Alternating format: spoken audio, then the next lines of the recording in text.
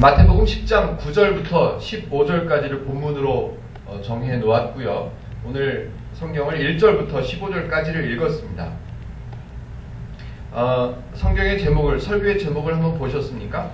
평안하기를 빌라라고 이렇게 어디 중간에 나오는 단어를, 문장을 제목으로 삼아봤습니다.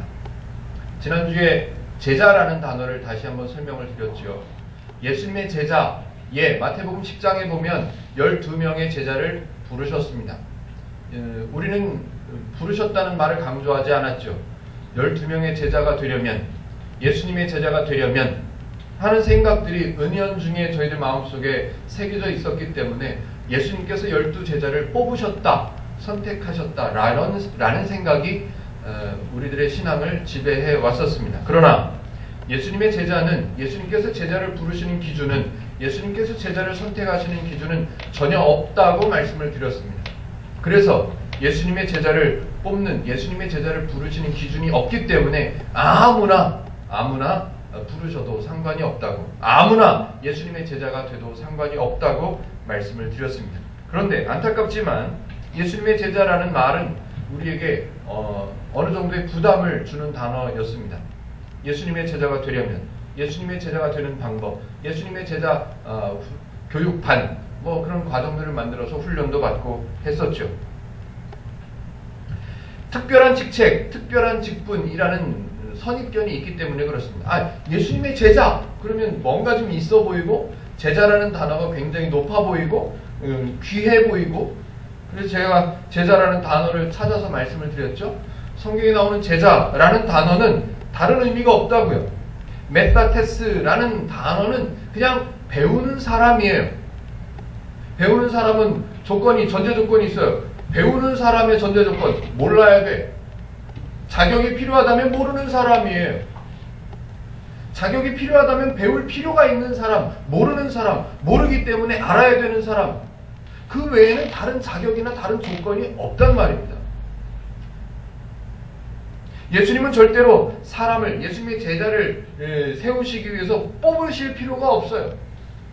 뽑으신다는 말에는 조건이 들어가죠. 조건이라는 의미가 들어가요.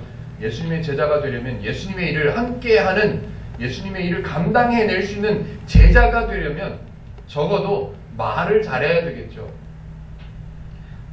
입으로 먹고 살잖아요, 목사들은. 말로 먹고 살잖아요. 제자가 되려면, 복음을 전하는 제자가 되려면 말을 잘해야 되겠지요. 그렇다면 베드로는 일단 탈락이에요. 성질이 너무 급해. 욱하는 성격 때문에 말하기 전에 먼저 칼이 나가. 말을 하기 전에, 대화를 하기 전에 먼저 주먹이 나가는 사람이에요. 생각하기 전에 몸이 먼저 움직여요. 이 사람은 자격이 안 돼요. 자격을 가지고 따지실 필요가 없습니다. 왜냐하면 예수님께서 어떤 자격을 따지시는 기준이 있으셨다면 이 세상에는, 마태복음 그 시대에는 그런 사람이 존재하지가 않았어요. 다 몰라, 다. 그래서 마태복음 4장에 뭐라고요? 흑암에 앉은 백성이라고. 다 몰라요. 그렇기 때문에 예수님께서 말 잘하는 사람, 예수님의 일을 함께 할 수 있는 사람이라는 조건이 뭔가가 있었다면 아무도 뽑을 수가 없었던 거예요. 아무도 뽑을 수가 없어요. 누구를 뽑아요? 다 모르는데, 다 죄인인데 누구를 뽑아요? 그렇기 때문에 예수님은 선택하실 수가 없는 거예요. 또 두 번째, 예수님께서 하시는 일을 감당해낼 만한 사람이란 없어요. 예수님께서 구원을 완성하실 거예요. 누가 감당해요, 그거를? 눈꽃만큼이라도 그 일의 일부분을 떼서 감당할 수 있는 사람이 어디 있어요? 다 죄인인데, 모르는데. 더군다나 예수님 밖에는 그 일을 감당하실 수 있는 분이 없으세요. 그렇기 때문에 예수님은 제자들을 부르셔야만 해요. 그냥 길 가다가 만나는 사람을 그냥 불러오셔야지, 길 가다가 만나는 사람들마다 얼굴을 딱 보고 키도 어느 정도 되고 말을 좀 잘할 것 같은 사람을 선별하셔서 면접하셔서 걸러내서 뽑아내시려면 못 뽑는다니까요. 예수님의 제자가 있을 수가 없어요. 당연히 예수님의 제자는 아무나 부르셔도 상관이 없어요. 반대로 당연히 예수님의 제자가 된 사람들도 아무런 부담을 가질 필요가 없는 거예요. 나는 이제 예수님의 제자로 살아야지. 나는 이제 예수님의 사람으로, 하나님의 사람으로, 하나님의 일꾼으로, 하나님의 종으로 살아야지. 그러니까 나는 이제부터는 뭐를 끊어야 되고, 뭐를 빼내야 되고, 뭐를 참아야 되고, 뭐를 인내해야 되고, 뭐를 내려놔야 되고, 그런 생각을 가질 필요가 없단 말입니다. 딱 하나 가져야 되는 생각이 있다면, 나는 예수님의 제자, 예수님을, 하나님을 배워야 되는 사람. 왜? 나는 모르니까. 나는 모른다는 자격을 갖고 있는 사람이니까 나는 이제 배우는 사람. 그 정도 생각해주면 너무너무 좋을 것 같아요. 그래서 성경의 표현이 너무 좋잖아요. 예수님이 12제자를 선택하셨다. 이렇게 안 써있잖아요. 예수님이 12제자를 뽑으사. 이렇게 안 돼 있잖아요. 그런 단어로 써있으면 우리는 일단 자격지심이야. 우리는 나는 뭐 가지고 뽑힐까? 베드로는 열심 가지고 뽑혔대. 근데 나는 뭐 가지고 뽑힐까? 성경에는 분명히 써있어요. 언제나 예수님께서 사람들을 이렇게 대하실 때 나타난 표현은 부르사예요. 부르사. 부르시는 거예요. 조건 따지지 않아요. 나 따라와. 그럼 따라가면 돼요. 마태복음 1장에는 제가 여러 번 강조해서 반복해서 말씀을 드렸지만 그리스도의 목록이에요. 누가 누구를 낳고 누가 누구를 낳고 누가 누구를 낳고, 이건 족보가 아니라고 그랬습니다. 족보가 아니라 목록이에요. 어떤 목록? 써있잖아요. 마태복음 1장 1절에 그리스도의 계보라. 그리스도의 목록이에요. 그리스도가 무슨 뜻이에요? 하나님께서 선택하신 사람들. 하나님께서 사람들을 왜 선택하실까요? 하나님이 일하실 거니까. 너 봐. 너는 내가 일하는 거 봐. 그래서 하나님께서 선택하시는 거, 하나님께서 부르시는 거예요. 그런데 그 하나님께서 하실 일을 사람에게 맡기시는 게 아니라 하나님이 하시는 일을 하나님께서 함께 하심을 보여주기 위해서 사람들을 대표로 샘플로 뽑으셨어요. 그 사람들을 뽑으신 거기 때문에 아무나 들어가도 상관이 없다니까요. 아무나. 마태복음 1장에 나오는 이름들 저와 여러분들이 아는 사람 별로 없어요. 베레스와 세라가 누구예요 도대체? 몰라요. 나손이 누구예요? 점쟁이라는 이름의 의미를 갖고 있는 나손. 누구예요 그 사람이? 예수님의 족보에 들어갈 정도가 되면 우리가 좀 알아야 되잖아요. 근데 몰라. 목사님들도 설명을 안 해. 왜? 모르니까. 마태복음 1장에 나오는 사람들의 이름 45명 정도 나오는데 몰라요. 근데 그 중에는 어떤 왕은 왕 이름도 하나 나오는데 어떤 왕은 몰록이라는 신을 우상을 섬기는 왕이었었는데 자기 아들을 번제 제물로 바치는 사람도 있어요. 그런 사람이 과연 예수님의 족보에 이렇게 들어갈 수 있는 자격이나 조건이 된다고 생각되십니까? 아니요. 마태복음 1장은 족보가 아니에요. 그리스도의 목록이요. 이런 사람조차도 하나님께서는 부르시는구나. 그렇다면 나 같은 사람도 하나님이 부르시겠구나. 그게 복음이죠. 그렇다면 마태복음 10장 예수님께서 부르신 12명의 제자의 이름이 명단이 나와요. 누구 12명의 이름이 나오죠. 12사도의 이름은 이러하니 해가지고 2절부터 나와요. 마찬가지예요. 별의별 사람이 다 들어있습니다. 성질 급한 사람, 예수님을 팔아먹을 사람, 별 사람이 다 있어요. 그런데 다 괜찮아요. 그런 사람이 예수님의 제자가 되어도 괜찮아요. 왜? 제자의 기준이 뭐니까? 모르는 사람이니까. 마태복음 1장 그리스도의 명단이고 마태복음 10장 예수님의 제자의 명단이에요. 아무나 들어가도 괜찮고 거기 들어간 사람들은 아이고 내가 이렇게 살았었는데 예수님의 제자라고 그러시네. 아이고 큰일 났다. 이렇게 살면 안 되겠구나. 이런 부담을 가질 필요가 없다는 거예요. 아무나 뽑아도 아무나 부르셔도 가능하다는 말은 반대로 나도 불려져도 부담 갖지 않아도 된다는 말과 같은 거예요. 하나님은 절대로 하나님의 일을 맡길 만한 준비된 사람을 찾아다니시는 분이 절대로 아닙니다. 근데 우리는 늘 들어왔던 말이 뭐예요? 하나님께서 사용하실 수 있을 만큼 준비된 사람이 되어야 된다고 배워왔어요. 뭘 준비할 건데요? 하나님의 일이 뭔데요? 뭘 준비하면 하나님의 일을 감당할 수 있는 제자가 되는 거예요? 성경에 그런 근거가 없는데도 불구하고 사람들은 만들어냈어요. 얼마나 많이 만들어냈는지 몰라요. 그런 원리를 우리가 배워오다 보니까 우리는 예수님의 제자, 하나님의 일꾼이라는 타이틀만 걸어 놓으면 그 사람들이 존경스러운 거예요. 아니, 존경스러운 게 아니라 존경해야 된다는 생각이 우리한테 깔려 있어요. 우리 안에 있어요. 그래서 목사님 그러면 막 그림자도 밟으면 안 되고 뭐 그런 생각들이 많았죠. 더군다나 예를 들면 하나님의 일꾼이라고 말하는 사람들 중에는 이제 간증하는 사람들이 많이 있죠. 간증하는 사람들이 구체적으로 얘기하려니까 좀 죄송스럽네요. 세계에서 가장 유명한 대학교에 수석으로 입학하고 수석으로 졸업한 사람이 막 하나님을 믿는 사람이야. 그러면 그 사람을 어떻게든지 초청해가지고 우리 교회에서 간증 집회를 하려고 하죠. 사례비가 몇백만 원이에요. 사례비가. 그것만 해도 먹고 살겠어요. 그래서 그런 사람을 사업을 대박이 난 사람이 하나님을 믿는 사람이야.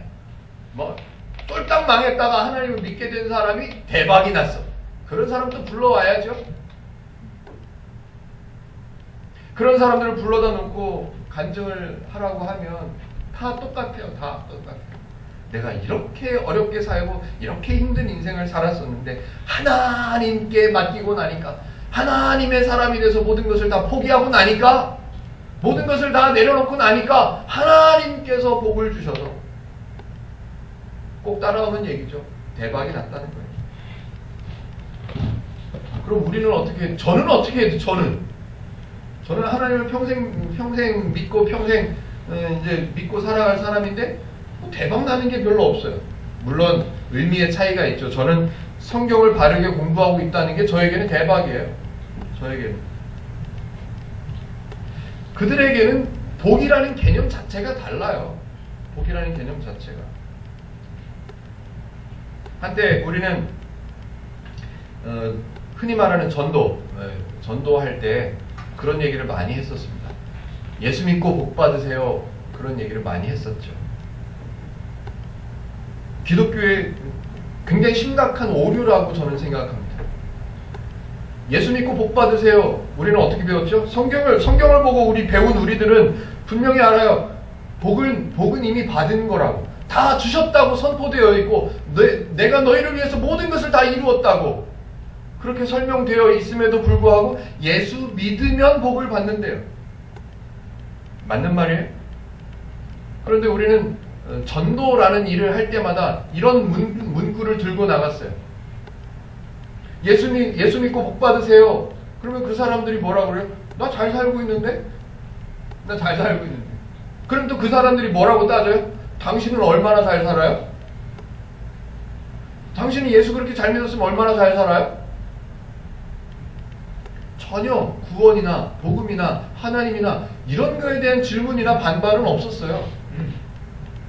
우리가 잘못 전했기 때문에, 오해로 전했기 때문에 그네들이 오해로 질문하는 거예요.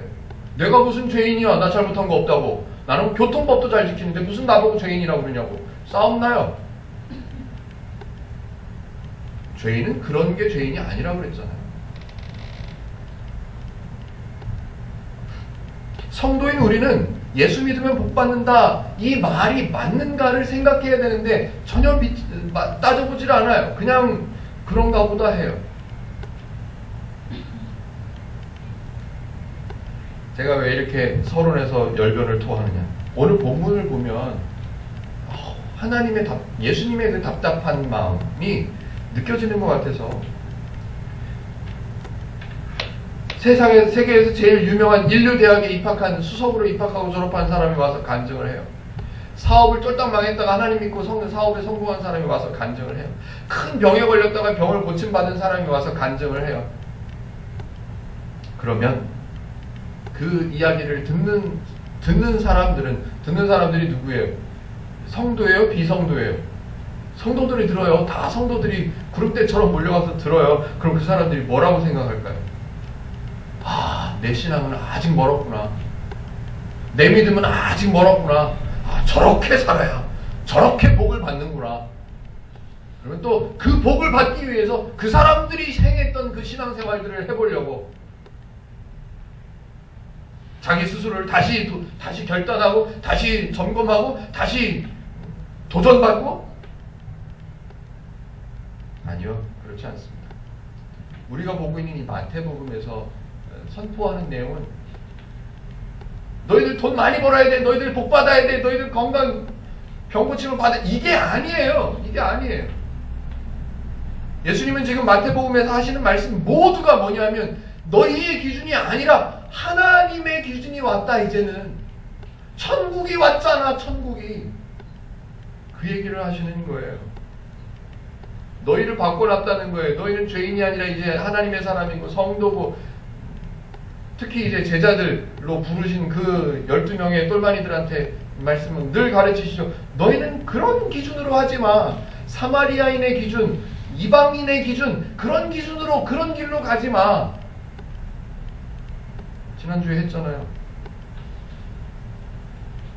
기독교를 뭐라고 생각하십니까? 기독교는 하나님의 은혜를 하나님의 은혜로, 은혜의 기준으로 구원받았음을 기뻐하고 감사하고 감격하고 누리고 그러는 것이 기독교지, 절대로 특별한 믿음을 가지고 특별하게 큰 복을 받는 방법을 가르쳐주는 곳 아닙니다. 아니에요. 하나님에 대한 무지 때문에 엉뚱한 기준으로 구원을 받을 수 있다고 배워왔던 사람들이 지금 마태복음 시대에 살고 있는 사람들이에요. 그렇게 살아왔던 사람들에게 전혀 엉뚱하게 공짜로, 무료로, 완전히 프리로 하나님의 은혜의 기준으로 구원을 완성했다는 것을 가르치셔야 되기 때문에 예수님은 지금 모든 수단과 방법을 동원해서 가르치고 계세요. 그거를요. 그래서 만약에 예수님께서 제자를 부르시는데 기준이 없다고 그랬어요. 조건이 없다고 그랬어요. 만약에 굳이 기준을 한번 얘기해봐라. 억지로 예수님의 제자가 되는 조건을 얘기해봐라. 그럼 첫 번째, 하나님을 몰라야 된다. 왜? 제자로 삼으려면 가르쳐야 되는데 알고 있으면 제자로 삼을 필요가 없잖아요. 첫 번째, 하나님을 몰라야 된다. 두 번째, 가능하면 능력이 없어야 돼요. 세 번째, 가능하면 말주변이 모자라야 돼. 가능하면 승질이 포악해야 되고, 가능하면 승질이 좀 못돼야 돼요. 그런 사람들을 부르셔야 돼요. 왜냐하면 그 사람들을 데려다가 놓고 예수님께서, 하나님께서 행하시는 일을 가르치셔야 돼요. 그래서 어떤 일을 행했어요? 그런데 서울대학, 인류대학을 수석으로 입학해서 수석으로 졸업한 사람을 제자로 삼으셨어요. 그런 사람이 제자로 있으니 그런 일을 할 만하겠지. 사람들이 그렇게 생각할 수밖에 없잖아요. 그래서 하나님을 가르치고 하나님께서 일하신다는 것을 전하려면 가능하면 못난 사람, 가능하면 말도 못하고, 가능하면 돈도 없고, 가능하면 못생기고, 가능하면 승질 포악한 사람들을 부르셔야 돼요. 그래서 그런 사람 12명 부르셨잖아요. 지금 농담 반 진담 반 섞어서 행복누림교회 성도들 중에 가장 불쌍한 사람이, 가장 못난 사람, 가장 능력이 없는 사람이 누굴까요? 목사죠. 얼마나 못났으면 이거를 가르쳐야 되니까 공부를 할 수밖에 없잖아요. 얼마나 못났으면 그냥 내버려두면 교회 올 사람이 아니니까. 목사라도 시켜놔야 주중에 성경도 보고 누가 성경 가르친다면 쫓아가서 배우려고 생각하고, 돈도 없으면서 THM은 무언다고 가가지고 머리도 안 대면서. 제일 안타까운 사람이 목사잖아요. 실제로 그렇다는 말이 아니고요. 예를 들자면 예수님께서, 하나님께서 행복누림교회를 세우시면서 설교할 사람을 딱 뽑으셔요. 누구를 뽑을까요? 제일 가능성이 없는 사람 뽑으시겠죠. 제일 머리가 나쁘고 제일 능력이 없어 보이는 사람. 근데 외모는 좀 잘못 뽑으신 것 같아. 외모는 좀 죄송합니다. 뒤에서 인류대학을 수석으로 입학하고 수석으로 졸업한 사람을 가르치는 자로, 제자로 삼으시면 오히려 방해돼요. 오히려 방해돼요.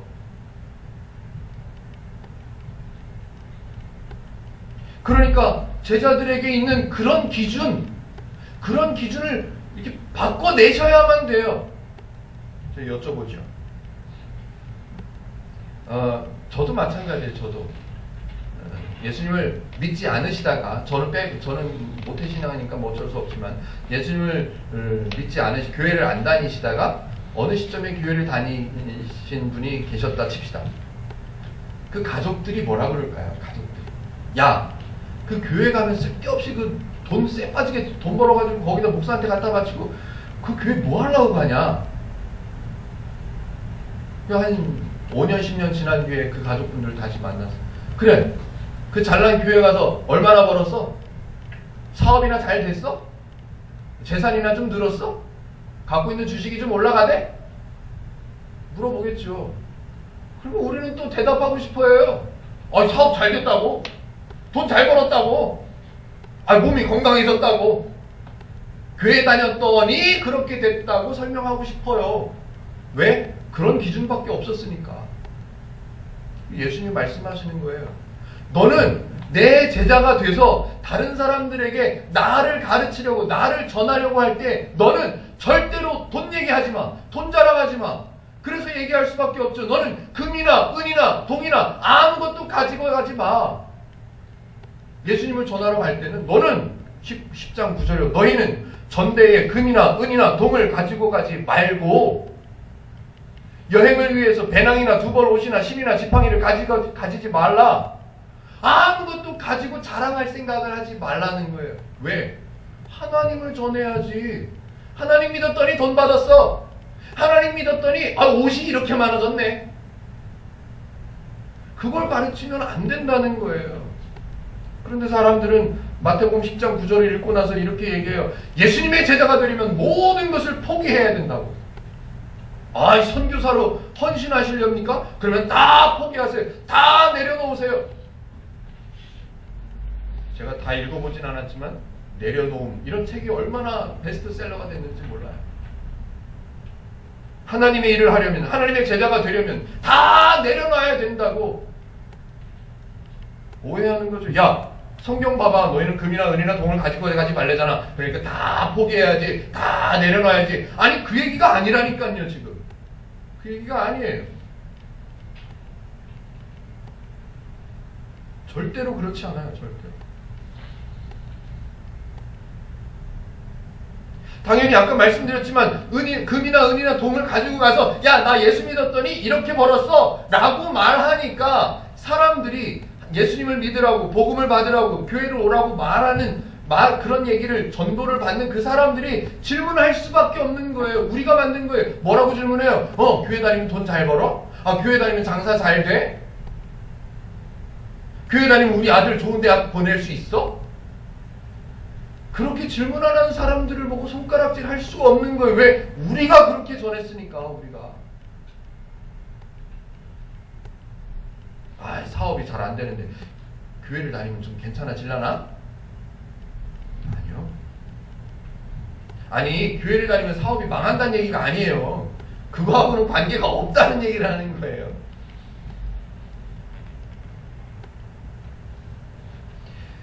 그래서 저는 감히 오늘 한번 제안을 한번 해볼게요. 하나님을 설명하고 하나님의 은혜를 소개하기 위해서 하는 일들을 우리는 전도라고 했었어요. 전도라고 제목을 붙여서 교회마다 뭐 전도단, 전도팀, 전도훈련, 뭐 전도 세미나 많이 했어요. 그래서 요즘에 뜨는 전도는 뭐 붕어빵 전도, 뭐 솜사탕 전도, 커피 전도 많습니다. 얼마나 많은지 몰라요. 공부방 전도 들어보셨습니까? 교회에서 공부방을 운영해야 된대요. 그러면 경제적으로도 목사가 먹고 사는 데 도움이 되고 아이들을 통해서 또 부모들이 이렇게 전도가 된대요. 전도란 제가 사전을 찾아보니까요, 원래 없는 단어더라고요. 전도는 이렇게 뒤집히는 걸 전도라고 하더만요. 원래는 국어사전에서는. 그런데 기독교 사전에 보면 뭐라고 되어 있냐면 길을 알려주는 거예요. 도를 배워서 도를 전하는 거예요. 그게 전도예요. 전도. 그런데 도를 전하는 사람 만나보셨습니까? 기차역이나 이런 데 가면 꼭 쫓아와서 도를 아십니까? 요즘에는 또 그렇게 안 하는데 참 복이 많으시게 생기셨습니다. 뭐 그러면서 다가온대요. 전도라는 단어가 잘못 사용하고 있다고 저는 생각이 되는 거예요. 아, 우리 교회 와보세요. 우리 교회 목사님이 얼마나 좋으신지 몰라요. 아니, 그 교회 목사님이 좋으면 하나님을 더 잘 배울 수 있다는 확증이 있어요? 그 교회 목사님이 좋으면 하나님의 길을 배우는 거예요? 아, 우리 교회가 얼마나 좋은지 몰라요. 사회활동도 많이 하고 좋은 일도 많이 하고 뭐. 그러면 하나님을 잘 배울 수 있는 거예요? 복음을 잘 배울 수 있는 거예요? 일반적으로 교회에서 진행하는 전도라고 하는 단어는 제가 볼 때 초청이나 교회 홍보 행사 뭐 이런 식으로 이름을 바꿔야 맞아요. 그건 전도가 아니에요. 전도 길거리에 나가 커피 한 잔 나눠주면 그 사람이 복음을 알게 돼요? 그 사람이 하나님을 배우게 됩니까? 커피 한 잔 주면? 아니요. 그건 전도가 아니라 교회 초청하는 도구고 교회 홍보하는 행사예요. 절대로 그건 전도라고 할 수가 없는 거예요. 근데 우리는 그걸 전도라고 해요.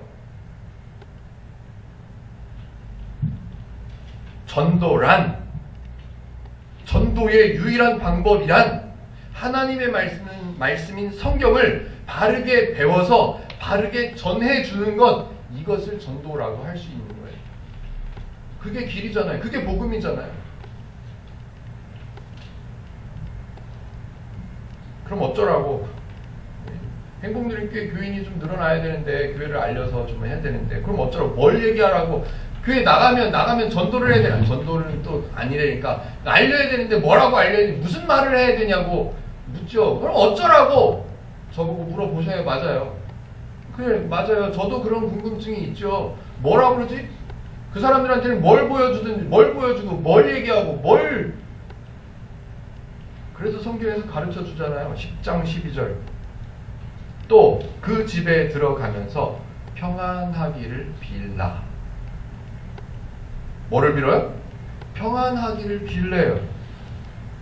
자, 11절을 읽어보면, 제가 앞에도 한번 읽어볼게요. 11절을 읽어보면, 어떤 성이나 마을에 들어가든지 그 중에 합당한 자를 찾아내어 너희가 떠나기까지 거기서 머물라. 예, 유숙하라는 말이에요. 그 시대에는 이게 당연한 일이었어요. 나그네가 요청하면 그 집에, 요청하는 집에서는 받아들여서 뭐 음식도 주고, 이게 율법처럼 되어 있었어요. 그러니까 이게 11절은 그냥 문화예요. 문화고, 12절에 보면 그 집에 들어가면서 이제 제자들에게 말씀하시는 거예요. 그 집에 들어가면 그 집안 사람들에게 그 집안을 향해서 평안하기를 빌어줘라.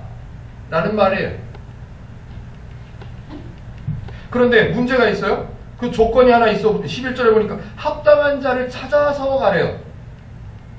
도대체 그러면 합당한 자가 있으면 합당하지 않은 자도 있다는 말이에요. 어떤 마을에 들어가서 복음을 전하려고, 하나님을 전하려고 마을에 딱 들어왔는데 제자들이 눈 씻고 찾아봐야 돼. 저 사람은 합당할까? 저 사람은 합당하지 않을까? 얘네들도 몰라요 지금. 근데 예수님은 말씀하세요. 합당한 자를 찾아가라고.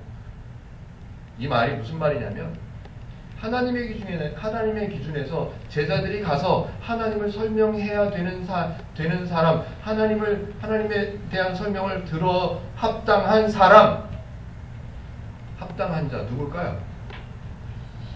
하나님을 모르는 사람이 하나님을 배워야 된다 그랬어요. 그래서 하나님을 배워야 되는 사람을 부르셨어요. 그들을 제자라고 했어요.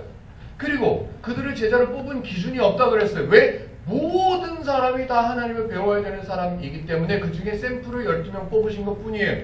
샘플을 뽑으실 때도 어떻게? 가능하면 아닌 것 같은 사람, 가능하면 불가능한 사람을 12명을 뽑았어요. 그래서 이 사람들을 가르쳐서 보내신대요.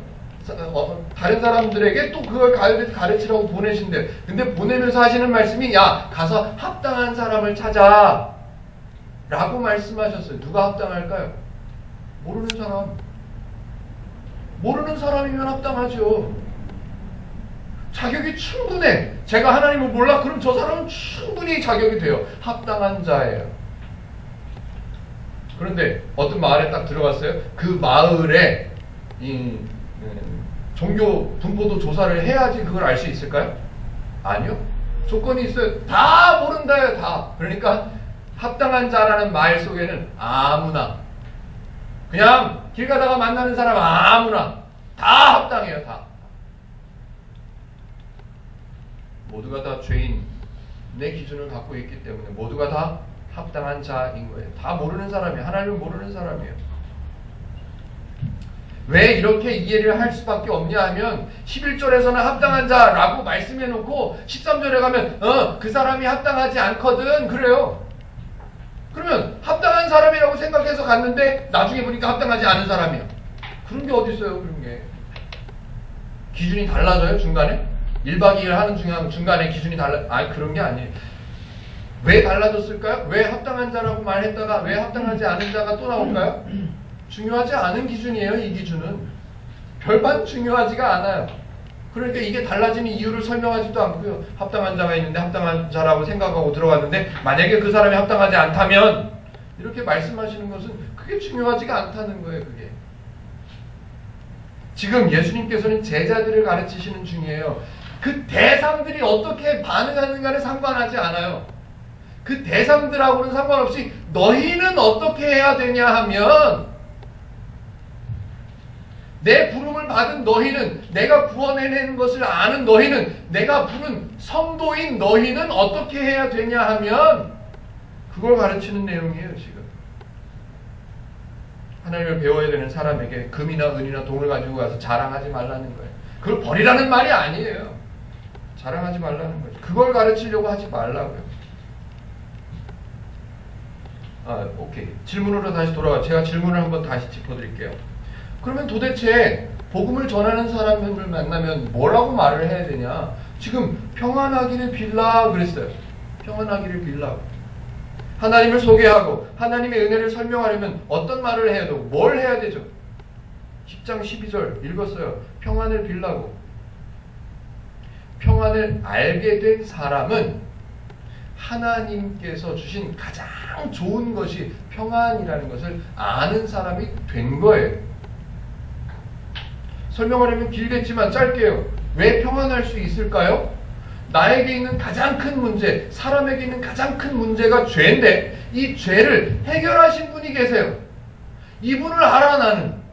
당연히 평안할 수 있죠. 그런데 죄의 문제가 해결되지 않았다고 생각되는 사람, 죄의 문제를 대신 해결해줄 사람이 없다고 생각하는 사람은 구원을 받기 위한 조건들, 율법 600가지, 율법 300가지 지키려고 애를 써야죠. 그러니 당연히 수고하고 무거운 짐진 자들이 될 수밖에요. 평안이요? 평안 불가능합니다. 그런데 하나님을 배우고 예수님께서 어떤 일을 행하셨는지, 나를 대신해서 하신 일이 뭔지를 아는 사람은 당연히 평안을 소유한 자가 될 수밖에 없는 거예요. 예수님께서 우리는 마태복음 성경을 갖고 있으니까 예수님께서 십자가에 달려 죽으셨죠. 다시 살아나셨어요. 살아나셔서 제자들을 찾아가시죠. 혹시 성경을 읽으신 분들을 기억하십니까? 제자들을 찾아가셔서 제일 먼저 하신 말씀이 있어요. 건네신 말씀. 그 말씀이 뭐냐 하면 이 마태복음 28장 9절 예수께서 그들을 만나 이르시되 평안하냐 하시거늘 뭐라고요? 평안하냐 물어보셨단 말이에요. 예수님께서 얘네들이 내가 없는 동안, 내가 죽었다가 살아나서 여기까지 다시 돌아오는 동안 얘네들이 평안하게 살았을까, 평안하게 못 살았을까, 이걸 모르실까요? 모르셔서 그걸 확인하시기 위해서 평안하냐라고 첫 마디에 평안하냐라고 물어보셨을까요? 아니요. 예수님의 입장에서 제자들을 만나서 첫 번째 물어보신 게 평안하냐라는 말은 내가 너희가 평안할 수 있도록 다 완성했다는 말이에요. 내가 다 끝내놓고 왔어. 어떤 거를 너희가 평안하게 살아도 되도록 내가 다 만들어 놓고 왔어. 알지 니네? 너희들을 위해, 너희들의 평안을 위해서 내가 모든 것을 다 끝내놓고 왔다. 그러니까 평안하지? 평안을 누리고 있었지? 평안하게 살고 있었지? 라고 확인해 주는 거예요. 물어보시는 게 아니라. 하나님을 모르는 사람들에게 하나님을 전하고 하나님을 배워야 된다는 것을 그들에게 전하려면 우리가 평안하다는 사실을 보여주면 되는 거예요. 우리가 이렇게 평안하고 있다는 것을 알려주면, 설명해주면 되는 거예요. 하나님의 기준이 우리에게 얼마나 평안함을 줄 수 있는 기준인지를 알려주면, 보여주면 되는 거예요. 욕살이라도 끌고 교회에다 앉혀놓으면 된다고. 예, 좋지요. 그것도 좋은데 기쁘게 하시라고요. 나는 이런 사람, 나는 하나님을 믿어서 너무너무 평안해. 네가 나를 욕해도 네가 나한테 침 뱉는 건 좀 그렇다. 좀 위생적으로 안 좋으니까. 네가 나를 교회 다닌다고 욕해도, 네가 나를 뭐 마음에 안 든다고 뭐라고 해도 손가락질해. 나는 괜찮아. 왜? 나에게 있어서 그 문제는, 내 문제는 그게 아니야. 욕먹고 이렇게 손가락질 받는 게 문제가 아니라 나에게 있는 가장 큰 문제는 죄인데 그걸 해결해 주신 분이 계셔. 나는 그분을 알아. 그 사람이 나한테 뭐라고 해도 나는 괜찮은, 평안할 수 있는 거예요. 그걸 보여주라고요.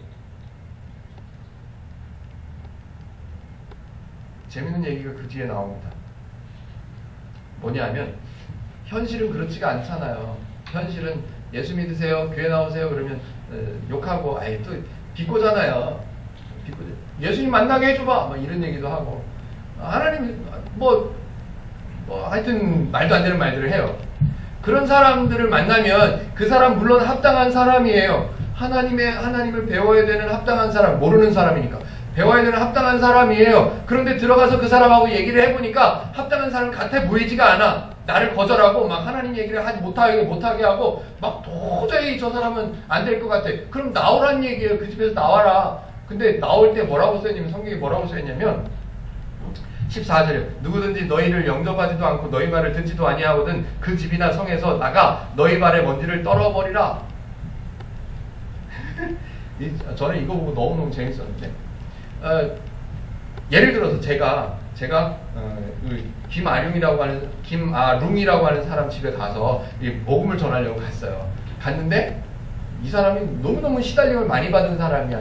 맨날 사람들이 와서 띵동 복음을 들어보셨습니까? 뭐 성경을 배우실래요? 왜 이러면 사람들이 너무 많이 질려가지고 딱 들어갔는데 그 사람이 막 대뜸 막 소금을 뿌리고 가라고! 그래요.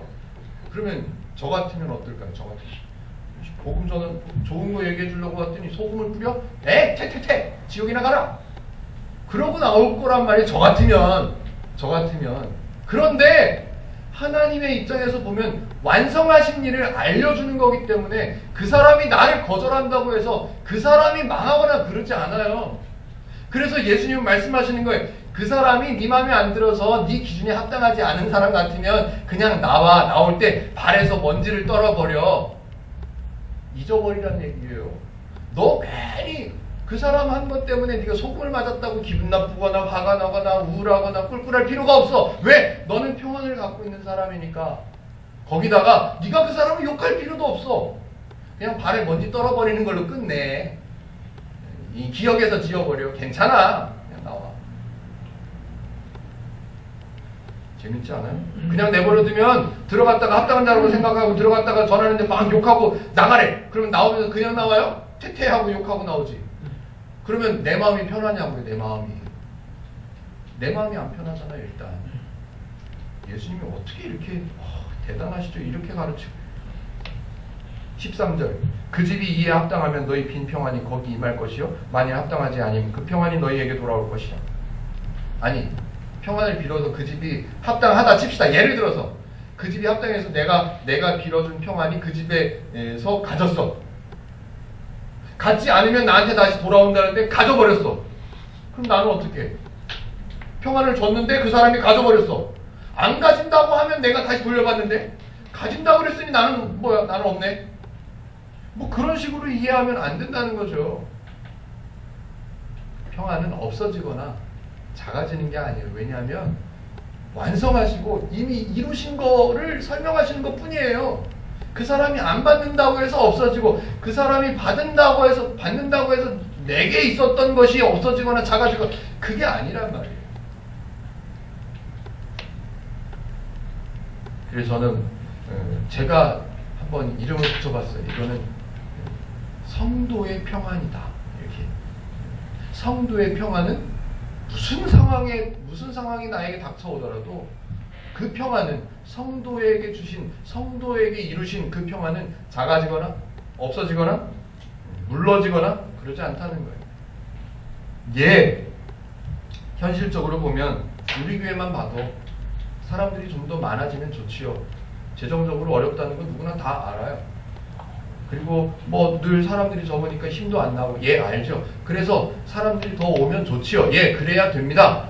그런데 엉뚱하게 성경을 배우는 사람임에도 불구하고 전도하러 나가자고 그래서 커피 나눠주는 건 초청 행사라고요. 초청 행사.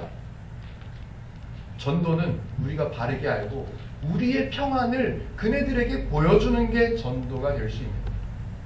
우리가 평안함을 이미 얻은 사람이고 너도 평안할 수 있다고. 누구를 알면? 하나님을 알면. 물론 설교하는 목사 입장에서는 한 사람이라도 와주면 너무너무 고맙지요. 교회에 오셔서 예배에 참석해 주시고 설교를 들어주시고 또 뭐 크든 작든 헌금해 주시고 얼마나 고마워요. 그러나 헌금해야 된다, 전도해야 된다는 의무감 때문에 무거워하거나 평안을 뺏기지는 마시라는 말이에요. 하나님께서 이루신 평안을 누릴 수 있냐고, 누리고 있냐고 물어보시잖아요. 야, 평안하냐? 이게 천만이라니까요. 천만이.